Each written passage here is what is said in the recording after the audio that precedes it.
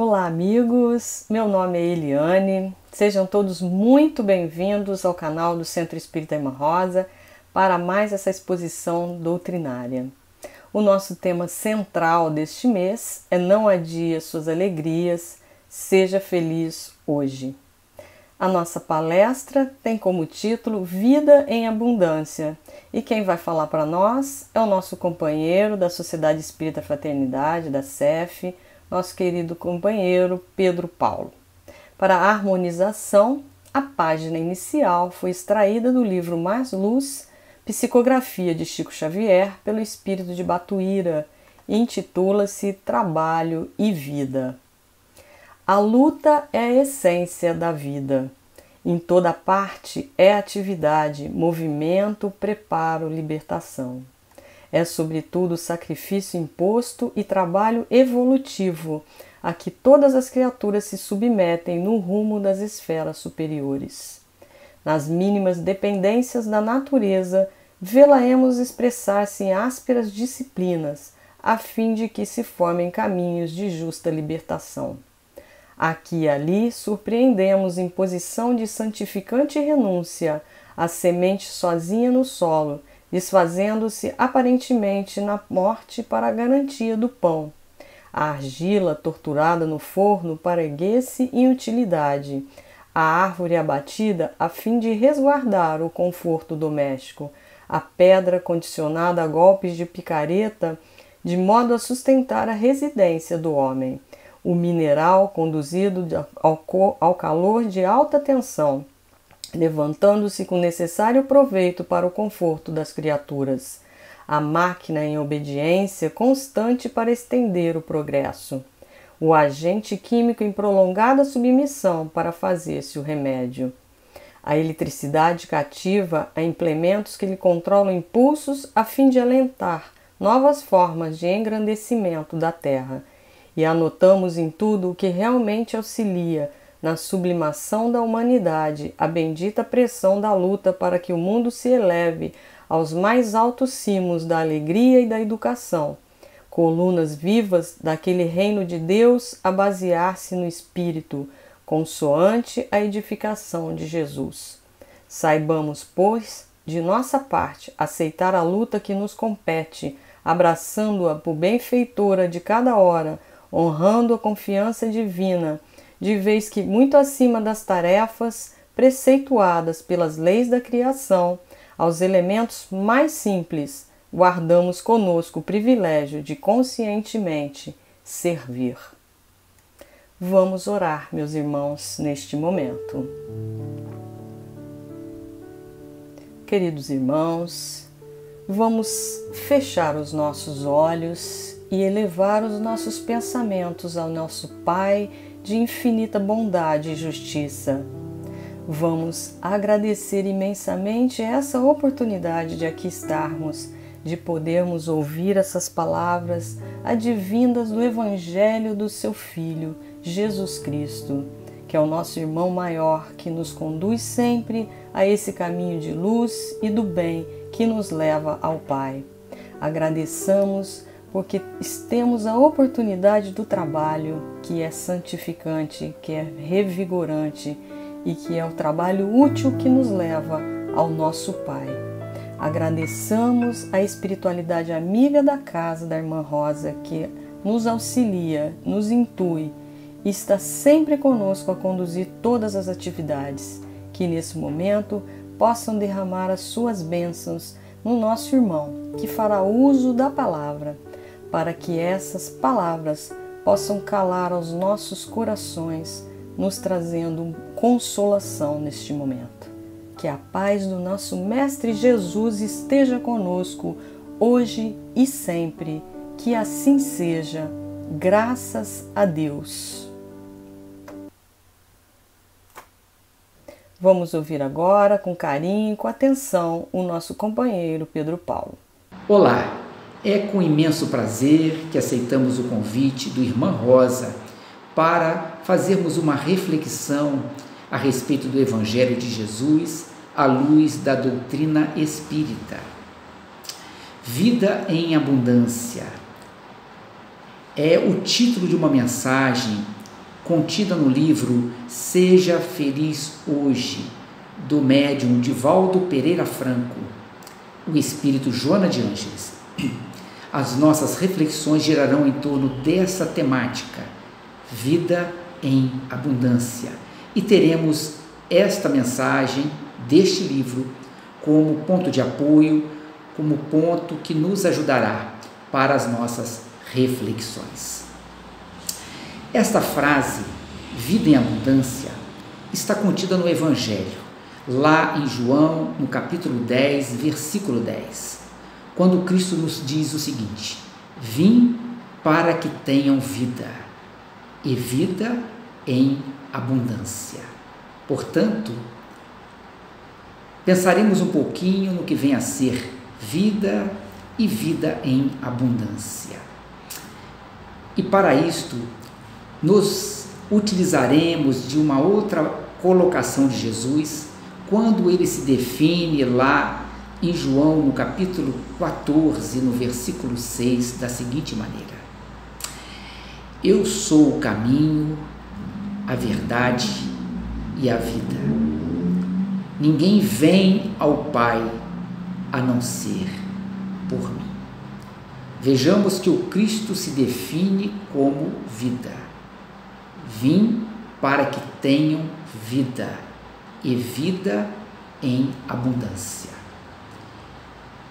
E depois ele se coloca como um caminho, a verdade e a própria vida. E para irmos ao Pai, somente por Jesus. Iremos pensar nesta definição do Mestre, nesses três aspectos por ele levantado: caminho, verdade e vida.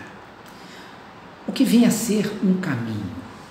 Caminho é uma passagem, é um lugar por onde transitam pessoas. Quando queremos ir a algum lugar, deveremos tomar um determinado caminho.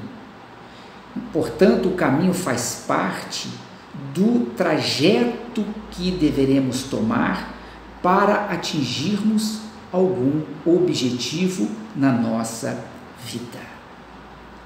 E quando Jesus se diz caminho, para chegarmos ao Pai, chegarmos a Deus, precisamos tomar o caminho denominado Jesus.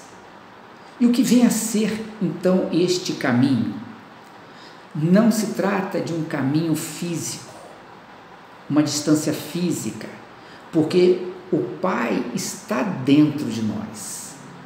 Por isso, a aproximação ao Pai Celestial se dará no caminho interno, neste aprofundamento para dentro de nós.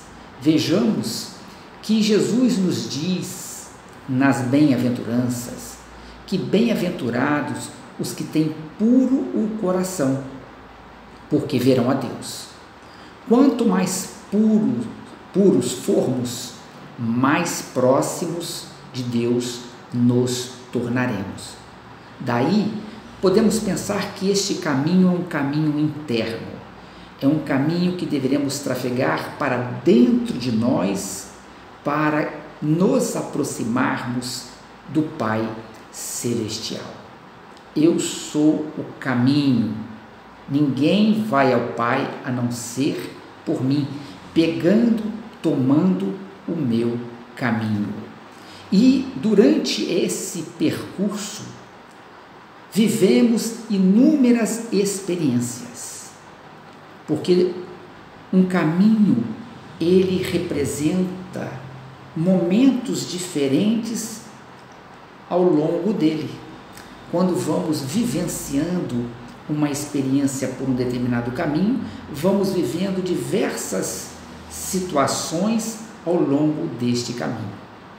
Daí pensarmos que o caminho que Jesus está nos trazendo é o caminho das nossas experiências, sejam elas no corpo físico, na reencarnação, ou fora do corpo físico, quando estivermos no plano espiritual. Tudo isto representando uma trilha, um caminho de desenvolvimento que vamos fazendo e nos aproximando cada vez mais de Deus, o Pai Celestial. Quando Cristo se define como verdade, já é uma outra questão. Porque quando vamos tomar um caminho, nos preparamos para a jornada, para a experiência. Se vamos para um lugar muito frio, ao longo desta caminhada, nos colocamos cheios de apetrechos, utensílios, recursos que nos darão condições de trilharmos aquilo para atingirmos um determinado objetivo. A verdade, no enfoque de Jesus, representa estes recursos que nós precisamos ter para bem trilharmos o caminho que nos conduzirá a Deus. Mas o que é a verdade? Jesus, no Evangelho, em alguns momentos, ele se refere à verdade. Quando ele fala, por exemplo, que a palavra de Deus é a verdade. A palavra de Deus. Quando ele também nos diz que os discípulos serão reconhecidos por ouvirem as suas palavras. Então, ao ouvirmos as palavras de Jesus, somos considerados discípulos do Mestre. Ao ouvirmos a palavra de Deus, estamos em contato com a verdade. Jesus, no seu célebre diálogo com Pilatos, nos diz que ele veio para dar testemunho da verdade. Aquele que pertence à verdade ouve a sua voz, as suas palavras. Podemos concluir que as palavras de Jesus, a palavra de Deus, o seu testemunho, representam as leis do Criador, que ele veio viver, que ele veio nos trazer. As leis divinas representam a verdade que precisaremos utilizar. É o grande recurso que nós temos neste caminho em direção ao Pai Celestial. Ao trilharmos, ao andarmos neste caminho, nesta rota, deveremos nos utilizar das leis do Criador como parâmetros norteadores desta nossa caminhada. Quando Allan Kardec pergunta aos benfeitores da humanidade qual o tipo mais perfeito que Deus tem oferecido ao homem para nos servir de guia e modelo, vejamos, guia relacionado a um caminho, ele vai nos guiar neste caminho. Modelo, quais os recursos que Jesus se utiliza para estar conectado com Deus? Porque ele nos fala que ninguém vem ao Pai senão por ele. Essa conexão é absoluta, porque ele vive plenamente as leis de Deus. A verdade, então, representa as leis do Criador, que são os recursos que precisamos utilizar na nossa caminhada em direção a Deus. Mas o Cristo também se disse a vida. Eu sou o caminho, eu sou a verdade, eu sou a vida. E vida, o que vem a ser vida?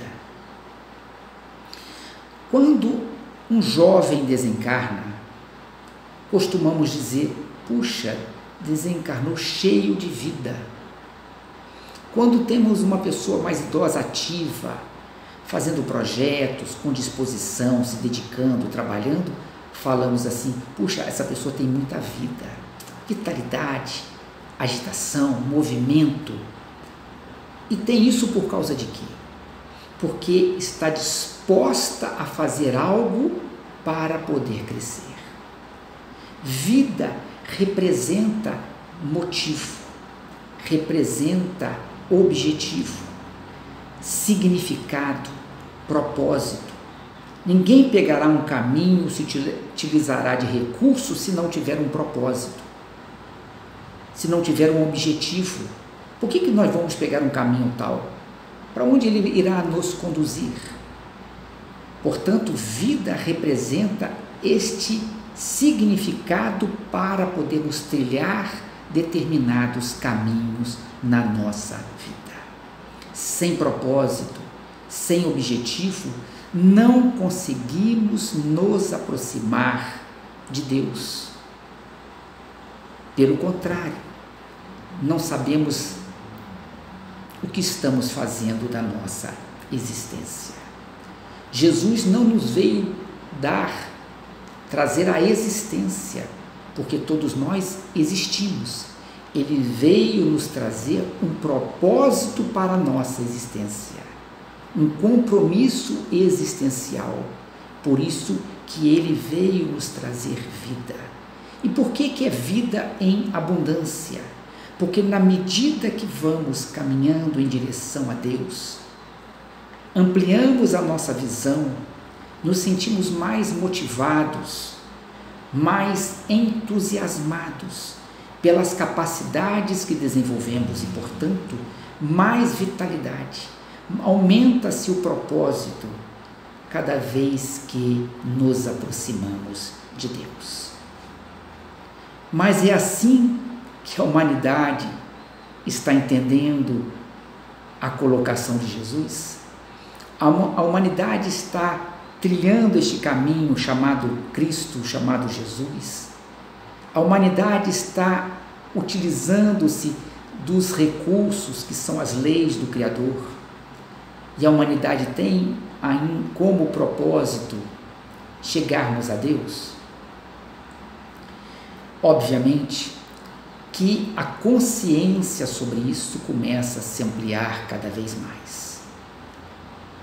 Mas ainda percebemos, se observarmos, mesmo que superficialmente, a nossa humanidade, percebemos quantas dificuldades encontramos, o quanto o homem ainda está sofrendo, está lutando, está passando por aflições. Jesus nos disse que no mundo teríamos muitas aflições, e é uma realidade. O sofrimento impera por todos os lados. Por isso podemos dizer que neste caminho em direção a Deus estamos no começo. Falta muito, uma distância ainda muito grande. A utilização dessas leis também não acontece na sua plenitude. E os objetivos também ainda não são de nos aproximarmos de Deus. Tamanha é a aflição da humanidade. E a humanidade se aflige porque está sofrendo. E por que ela sofre?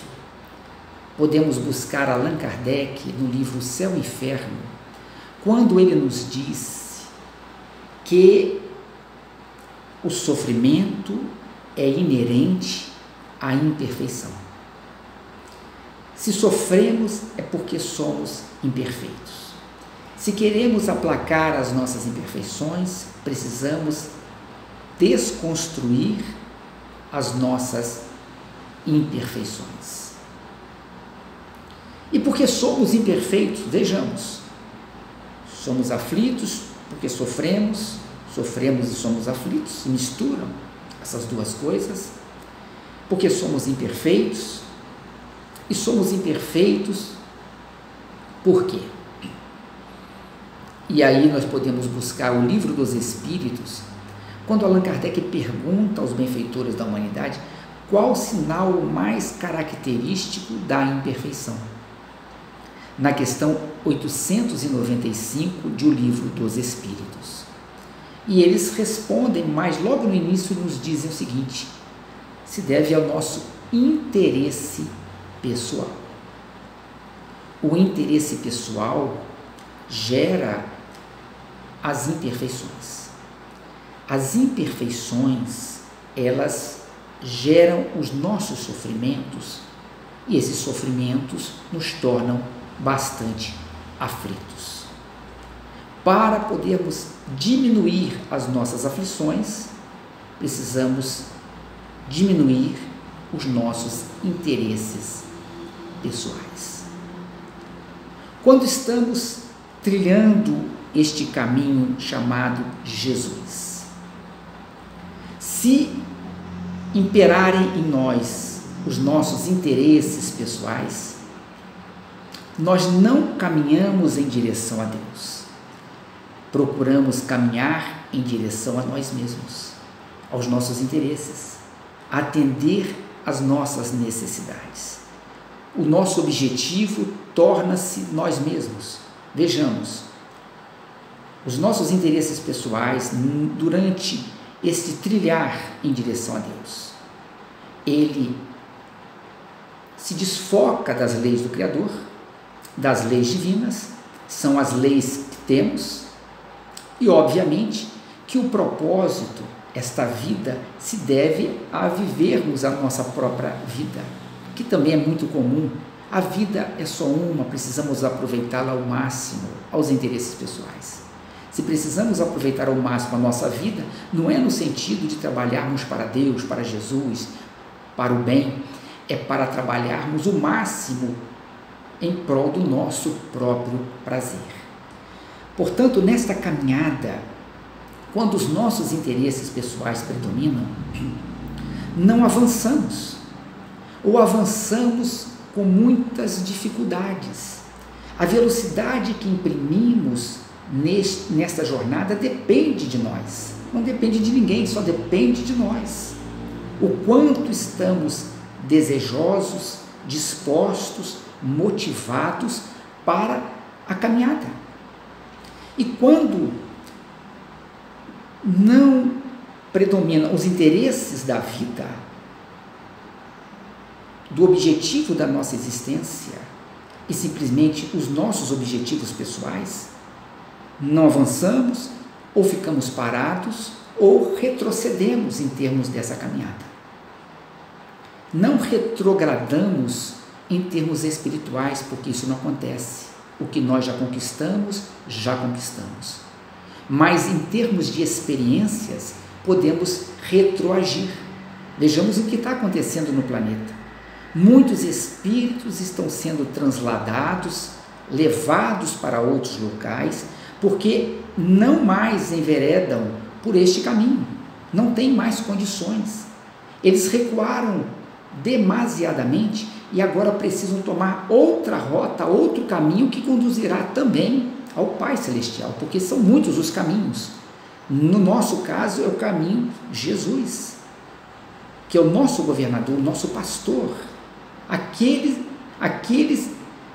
que nós estamos sob a guarda.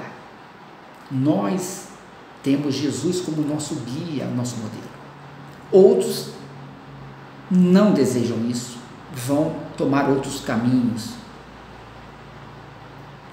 Portanto, o nosso interesse pessoal tem um impacto nesta caminhada. E com relação à verdade, quantas verdades nós carregamos as nossas crenças pessoais, os nossos costumes, nossos hábitos, o nosso ponto de vista, e tudo isso nos leva a raciocínios próprios que atendem aos nossos próprios interesses. Desconstruir uma crença pessoal não é um processo simples, é um processo até de humildade, de reconhecer que o que nós acreditamos na nossa vida não condiz com as leis do Criador. Nos permitimos a uma série de coisas, a uma série de comportamentos humanos, com base no aplauso do mundo, mas não confrontamos esses comportamentos às leis do Criador. Às vezes a sociedade nos permite certas coisas, mas que as leis divinas, bem apuradas, bem olhadas por nós, nos diriam o contrário. Daí, não utilizarmos completamente desta verdade de Jesus no nosso caminho e por isso mesmo não avançamos, imprimimos uma velocidade muito lenta neste caminhar em direção a Deus. E a motivação? A motivação torna-se para as nossas próprias conquistas, não nesta aproximação ao Pai Celeste como forma de nos sentirmos felizes. Buscamos a felicidade do mundo, o propósito para o mundo. Por isso, caminhamos nessa direção com as crenças pessoais, nos alimentando para atingirmos objetivos próprios, e muitos desses objetivos nos afastam completamente do Pai Celestial. Vim para que tenham vida, e vida em abundância. A nossa vida não é em abundância porque não entendemos plenamente o que vem a ser a vida. A partir do momento que vivemos de acordo com este significado maior da existência, ampliamos a nossa visão e nos sentimos mais vitalizados para esta caminhada. Imprimimos uma velocidade muito maior, porque nos sentimos mais desejosos desta aproximação, porque percebemos que a felicidade maior se dará de fato na proporção que nos aproximamos de Deus. É muito importante revisarmos alguns hábitos nossos, alguns pontos da nossa conduta, analisarmos a velocidade que estamos dando nesta caminhada em direção ao Pai. E para fazermos isso, eu vou buscar uma questão do Livro dos Espíritos, que vai nos apoiar nesta reflexão que estamos fazendo sobre este tema.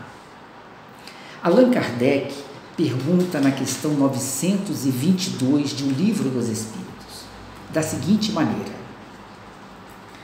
a felicidade terrestre, reparem bem, a felicidade terrestre é relativa à posição de cada um. Vejamos que a forma como a posição que cada um tem na vida, ele sente mais ou menos felicidade. O que basta para a felicidade de um constitui a desgraça de outro. Ok? Muito claro essa questão. Às vezes a pessoa se sente feliz com alguma coisa e o outro não se sente. Aquilo para ele não é motivo de felicidade alguma. Haverá, contudo, alguma soma de felicidade comum a todos os homens? Aqui que está a questão que nós queremos nos deter. Haverá, contudo, alguma soma de felicidade comum a todos os homens. Portanto, todos os homens já poderiam sentir alguma coisa, algum ponto de felicidade, porque já existem uma soma de felicidade comum a todos. Não importa a posição, não importa a posição nesse momento.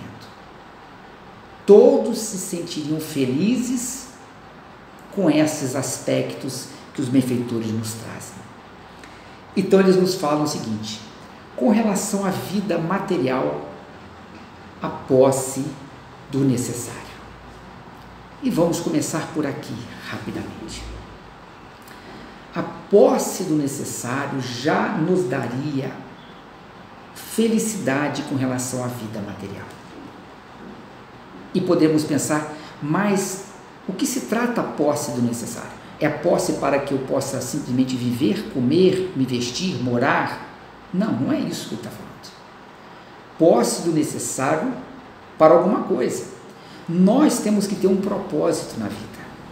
Esse propósito será nos aproximarmos de Deus, simbolicamente falando, nos acertando com as nossas questões íntimas.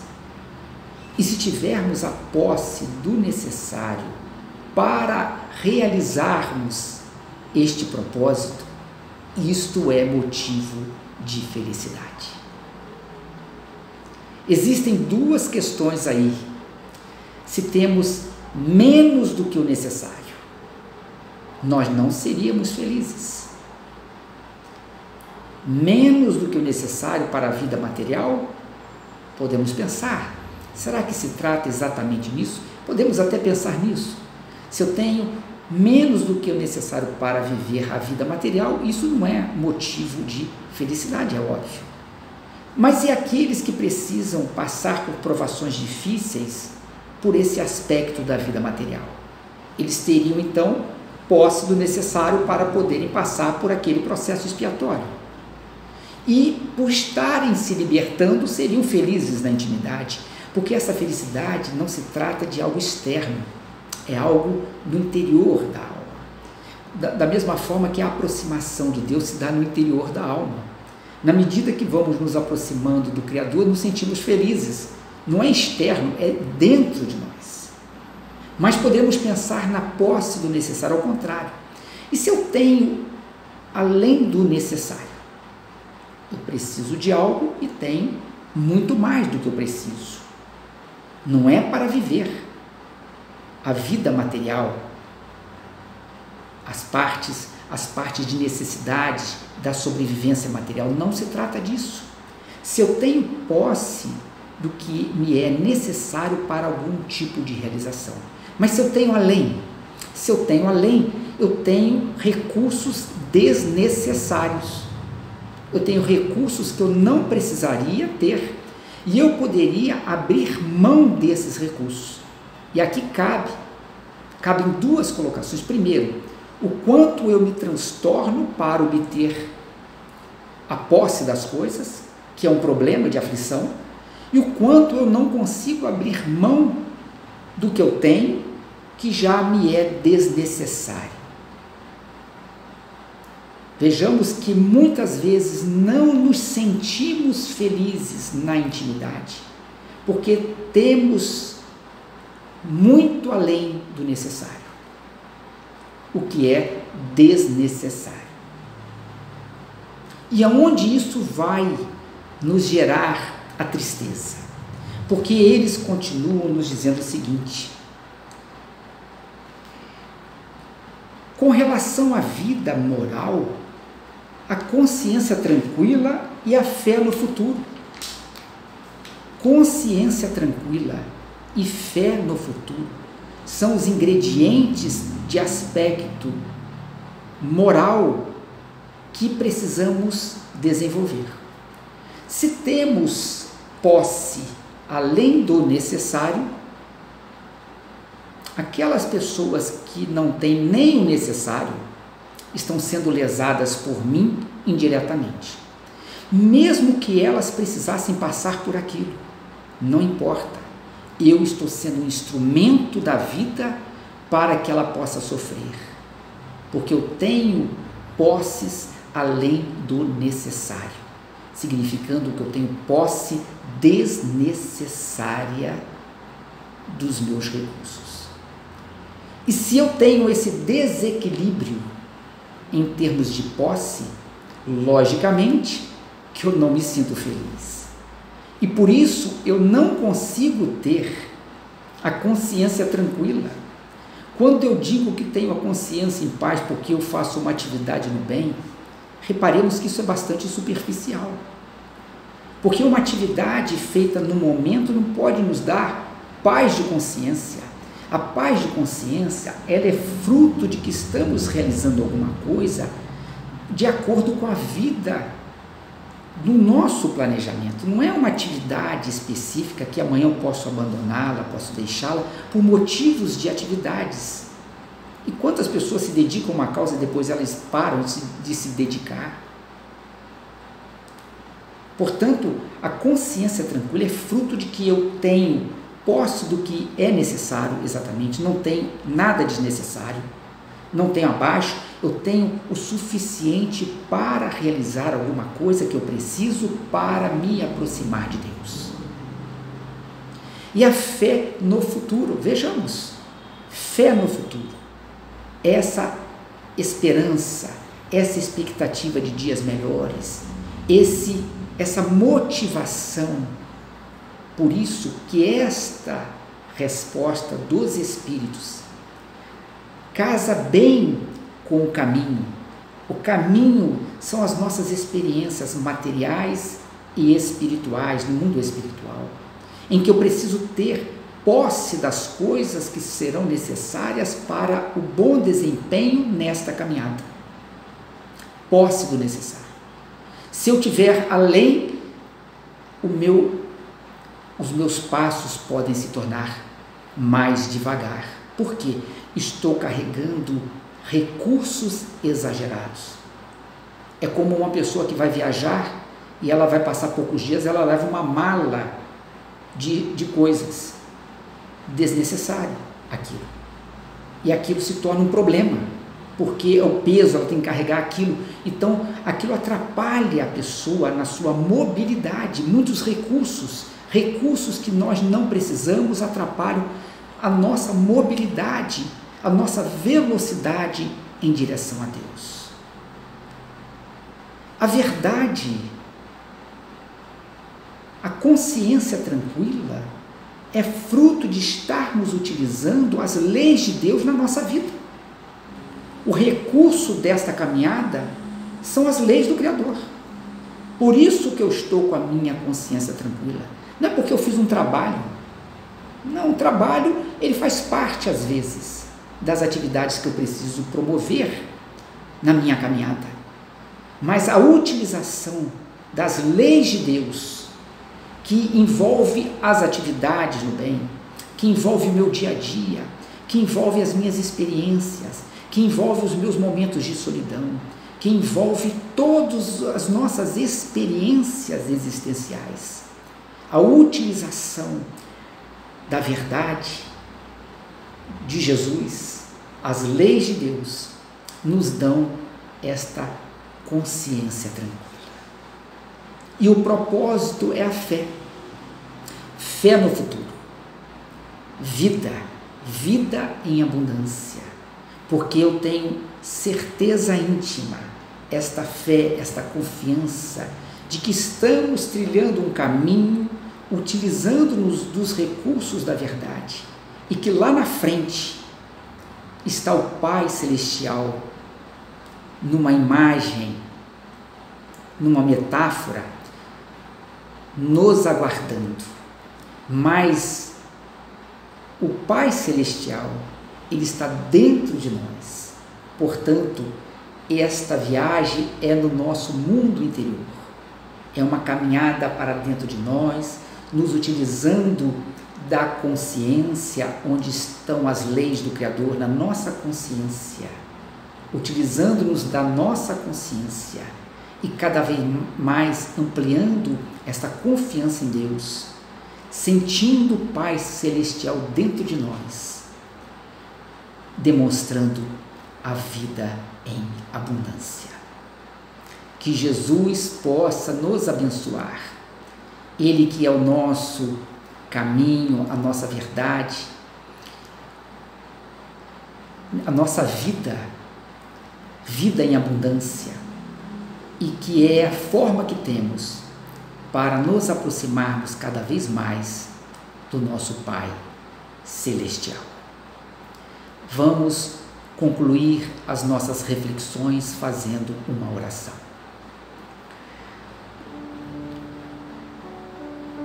Senhor Jesus, nosso Mestre, Pastor de nossas vidas, queremos agradecer-te pela oportunidade que nos foi concedida na atual jornada reencarnatória, de podermos conhecer a doutrina espírita, que nos explica as tuas passagens, os teus ensinamentos, de forma a nos auxiliar nesta caminhada em direção ao Pai Celestial. Abençoa, Jesus Cristo, a nossa humanidade no momento presente. As lutas que estão sendo travadas na direção da libertação de todos nós, de tantos sofrimentos acarretados pelas nossas imperfeições, Senhor. Envolva os nossos dirigentes das nações no compromisso que têm de poderem levar os povos na direção de uma condição melhor. Abençoa, neste momento de pandemia, todos os profissionais envolvidos na busca das leis do Criador, que possa nos trazer conforto, libertação, que nos possam nos tornar felizes intimamente, Senhor. Abençoa a todas as casas espíritas nesse trabalho de divulgação da Tua mensagem, a todos os trabalhadores nas suas atividades, nas suas lutas. Envolva o Centro Espírita Irmã Rosa, os seus trabalhadores, as suas atividades, que nunca lhes faltem a presença dos Teus mensageiros. E abençoa cada um de nós aqui, Senhor, nossos desafios da vida, nossas lutas, que a Tua presença se faça constante ao nosso lado, ajudando-nos assim a trilharmos o Teu caminho, a utilizarmos as leis do Criador e a nos sentirmos cada vez mais vivos com a vida em abundância prometida por Ti. Muito obrigado por tudo, Senhor. E é em Teu nome, e em nome de Deus e dos bons Espíritos que nos assistiram, que concluímos as nossas reflexões de hoje. Que assim seja, Senhor.